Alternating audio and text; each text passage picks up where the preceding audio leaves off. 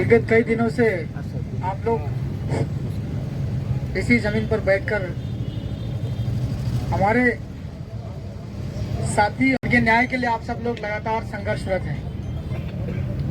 कई दिन हो चुके हैं यहीं बैठे बैठे धरना दे रहे हैं। इसलिए धरना पर इसलिए विरोध में बैठे हुए हैं कि यहाँ पर प्रशासनिक तंत्र होता है, इन अफसरों को जो अन्याय हुआ है, जुल्म हुआ है, उसके अगेंस्ट में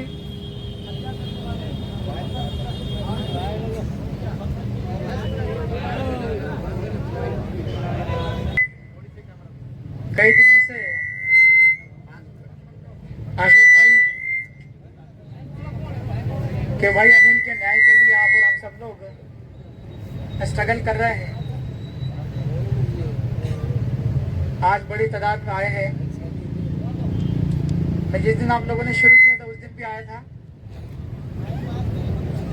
इस दरमियान अब तक और साथी कुछ लगातार यहाँ डटे रहे, लेकिन अभी तक न्याय मिला नहीं है। अभी आप सब लोगों ने देखा होगा, मैंने दिलीप वकील साहब का स्टेटस देख रहा था मैं, तो वो वाला घटना दिखा मेरे को जो रात को टामटिया में हुआ। रिसेंटली नया है ना, पास में यही बांसवाड़ा के पास में टामटिया करके गांव में एक आदमी की गर्दन काट ली जाती है, उसको मार दिया जाता है। दो गांव आपस में लड़ते हैं, दोनों गांव के कई मकान पूरी तरीके से जला दिए जाते हैं। हकीकत ना रिसेंटली अभी की है। फिर दमकल जाती है उस गांव के अंदर, जलते हुए मकानों को बुझाने के लिए दमकल जाती है। दमकल यानी वो पानी वाला टैंकर वाला मशीन, वो बुझाने के लिए जाता है। समाचार पत्र में लिखा है, मतलब सलाड वालों देवेश के ये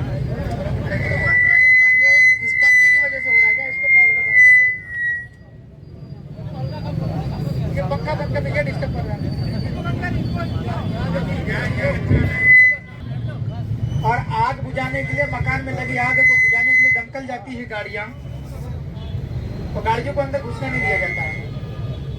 अब ये अलग विषय है कि पीड़ित पार्टी कौन सी है, प्रताड़ित पार्टी कौन सी, लेकिन ये साफ साफ है कि मकान जलते मकान को बुझाने के लिए दमकल नहीं जा पाई, दमकल नहीं पहुंच पाई, उसके लिए राजस्थान का बांसवाड़ा पुलिस जिम्मेदार है। अब जलते हुए मकान को अगर आप लोग बुझा नहीं सकते हो, बुझाने के लिए दमकल जा रही है, गाड़ियां पानी भर के वो तक नहीं जा पा रही, और आप लोग खड़े खड़े देख रहे हो, आप जिम्मेवार हो। ये पास की घटना है। इसका मतलब ये साफ साफ है कि पुलिस का जो रोल है, पुलिस की जो भूमिका है अपराध रोकने वाली, यहां ऐसा लग रहा है पुलिस का रोल को देख करके कि जो भी अपराध करने वाले लोग हैं उनको बचा दिया जाता है, उनकी सुरक्षा दी जाती है, उनको प्रोटेक्शन दिया जाता है, और जिनके साथ अन्याय होता है, जुल्म होता है, उन लोगों को लगातार समर्थन किया जाता है। हत्या करने वाले लोग, प्रताड़ित करने वाले लोग, परेशान करने वाले लोगों के साथ मिलकर के। अब इसमें कौन से पुलिस अधिकारी का कितना रोल है, कौन कौन लोग रिश्वत लेकर बिक जाते हैं, पैसा लेकर के अपराधियों के साथ मिली भगत करके कौन कौन गलत काम करते हैं, ये जांच का विषय है। उस घटना से मिला जुला ये भी घटना है। वो भी आदमी को मारा है रिसेंटली, और अनिल भाई को भी हत्या कर दी है। हत्या कितनी बेरहमी से हुई है, तरपा तरपा कर मारा, ये आप सबको पता है। जो लोग हत्या करने की साजिश रचने वाले हैं, हत्या करने की सारी चीजें मुहैया करवाने वाले हैं, वैसे लोगों को पूरी तरीके से बचा लिया गया है। जब साफ साफ है कि हमारे जो साथी अशोक भाई 84,000 विधानसभा चुनाव में वोट लाए थे, यानी वो विधायक से कम नहीं है, विधायक नहीं है तो उससे कम भी नहीं है, और उसके भाई की हत्या कर दी जाना सीधा सीधा राजनीति से जुड़ा हुआ है। राजनीति की दुर्भावना रखते हुए उस व्यक्ति की हत्या की, यहाँ पर हम सब लोग जानते हैं। इतने लंबे समय तक धरना चला है। हमारे जनप्रतिनिधि लोग उदयपुर में जाकर के आईजी से भी मुलाकात करके आए हैं। मैंने जानकारी लिया, जो साथी मिलने के लिए गए थे, मैंने बोला कि क्या हुआ, आप लोग गए थे, क्या हुआ, आईजी ने क्या बोला उदयपुर में? हमारे साथी लोग बोले कि वहां पर बांसवाड़ा के पुलिस अधीक्षक भी बैठे हुए थे पास में, मिल गई, ये कैसे गई? भाई हमारे लोग वरिष्ठ पुलिस अधिकारी के पास जा रहे हैं उदयपुर के अंदर, और वहां बांसवाड़ा के पुलिस अधीक्षक कैसे पहुंच जा रहे हैं? ये क्या है? जब हम अपील में गए हैं, हमारी सुनवाई यहाँ पर नहीं हो रही है। हम अपील करने के लिए गए, हम वरिष्ठ अधिकारी को, उसके पास में यहाँ का अधिकारी चला गया। ये क्या है? और मैंने इनसे पूछा, हमारे जो साथी लोग गए थे जनप्रतिनिधि, बोला क्या उन्होंने? तो ये बोला कि जैसा पुलिस अधीक्षक ने बोला वैसा का वैसा सेम शब्द, सेम लाइन, एक ही तरीके का जवाब आईजी ने दिया। भाई किसी प्रशासनिक आदमी को बुरा नहीं लगना चाहिए कि मैं पुलिस अधीक्षक और आईजी बोल रहा हूँ।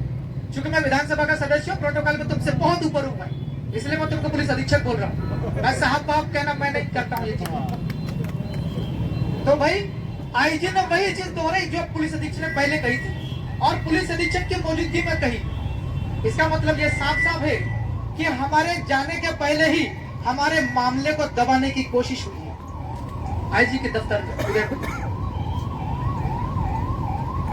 तो मैं तो इतना आप सबके बीच में कहना चाह रहा हूं कि हमें रोड के ऊपर तो लड़ना ही लड़ना है। इस रोड की लड़ाई को मरने तक जिंदा रखना, लड़ते रहना। आज ये समस्या आई है, आज अनिल भाई की हत्या हुई है, कल को कोई और अनिल भाई ना बने, किसी और को साथ अन्याय ना हो। एक विधायक के भाई के लिए हम लोग न्याय नहीं करवा पा रहे हैं।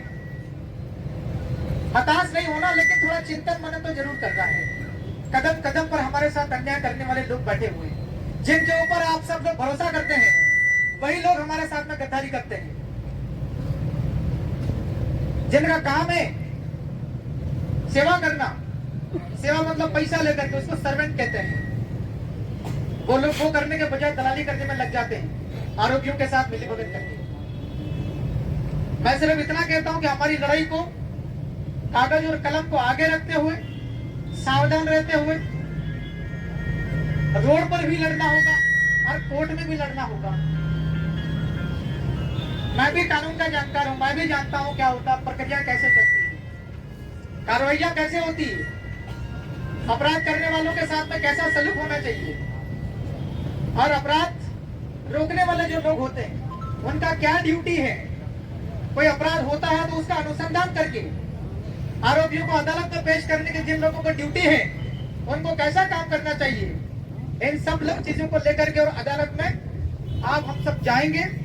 आर्थिक सहयोग की जरूरत पड़ी तो जो अशोक भाई है, मैं इनको विधायक मानता हूं घाटोल का, एक विधायक के भाई के लिए मैं आप जल्दी से जल्दी हाईकोर्ट में जाकर के एक बड़ा अच्छा तगड़ा वकील करें और उससे वकील से फीस की बात करें। मेरी ओर से मैं पहली दफा 1 लाख रुपया हाईकोर्ट में अशोक भाई के न्याय के लिए देख करके बताऊं। मैं आपसे सिर्फ इतना ताली नहीं बजाना, हम न्याय के लिए आए हैं। मेरी बात अच्छी लगी होगी जरूर, लेकिन मैं ये चाहता हूं कि आप सब ऐसा काम करिए, आप सभी की बात अच्छी लगे अशोक भाई के परिवार को।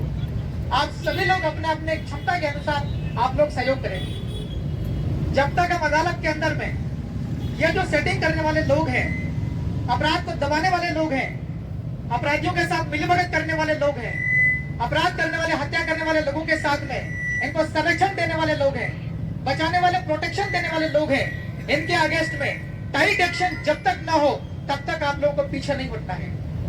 तन, मन और धन, 3 चीजों की जरूरत पड़ेगी। आप अभी सब लोग यहाँ बैठे हुए, ये आपका तन है। हमारे कई साथी पिछले कई दिनों से यहाँ पर ये क्या बोलते हैं, धरने पर बैठे हुए, ये आपका तन है। आपको मन से काम करना होगा,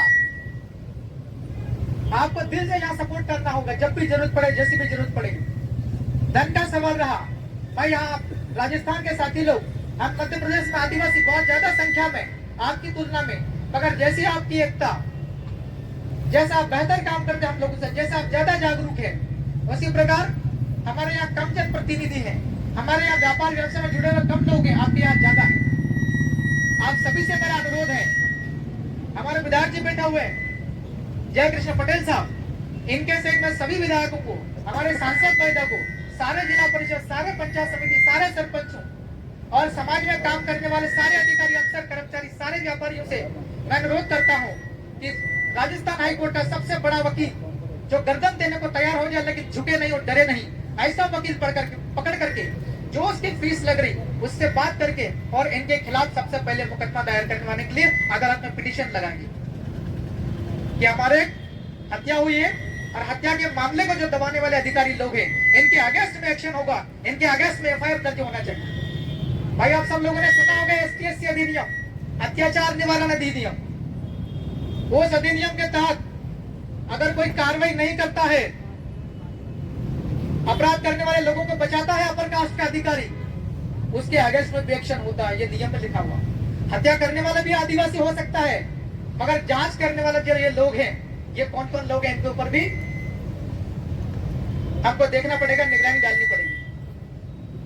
और मैं आपके इसी धरने के मंच से यह आग्रह करता हूं हमारे समाज के लोगों से, सारे जनप्रतिनिधियों से,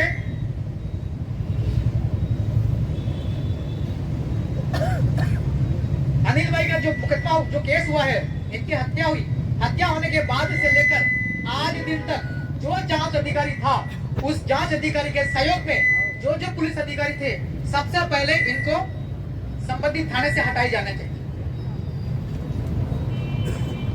ये जब तक नहीं हटेंगे तब तक ये मामले को दबाते ही रहेंगे। मुझे पूरा विश्वास है इन्होंने एविडेंसेस को मिटाने की कोशिश की होगी, जो साक्ष्य होते हैं अपराध को उनको मिटाने की कोशिश हुई होगी, वही तो इतनी बड़ी चीजें हो रही है। वरना हत्या हुई है और हत्या करने वाले सरपंच और उसके परिवार के लोग सब बता रहे हैं, हम कह रहे हैं जांच करो, पकड़ के उसको अदालत में पेश करो, अदालत में पेश नहीं किया जा रहा उसको। ये क्या है? ये मामले को दबाने की कोशिश है। ये कौन कौन लोग हैं, किन किन कास्ट के लोग हैं, आप लोग सबको ये देखना होगा। हत्या करने वाले आदिवासी जरूर है, लेकिन हत्यारों को बचाने वाले लोग कौन से समाज के हैं?